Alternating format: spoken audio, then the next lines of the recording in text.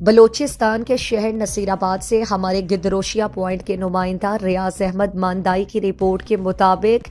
سنی علماء کونسل نصیر آباد کے زیر اہتمام 22 جمادی الثانی یوم وفات خلیفہ بلا فصل امیر المؤمنین سیدنا ابو بکر صدیق رضی اللہ تعالی عنہ کا دن احترام سے منایا گیا، اور اس سلسلے میں ایک عظیم الشان مدح صحابہ ریلی نکالی گئی، جس کی قیادت ضلع صدر مولانا عبدالحکیم انقلابی اور صوبائی رہنما قاری عبداللہ فاروقی نے کی۔ ریلی میں کارکنان اور ذمہ داران نے کثیر تعداد میں شرکت کی۔ ریلی سبزی منڈی کے مقام سے نکالی گئی، جو کوئٹہ روڈ بس اڈا مزدور چوک ڈی سی چوک سے ہوتے ہوئے نیو پریس کلب اللہ والا چوک پر پہنچی، جہاں مقررین نے شرکاء سے خطاب کیے اور سیدنا ابو بکر صدیق رضی اللہ تعالی عنہ کو خراج تحسین پیش کیا،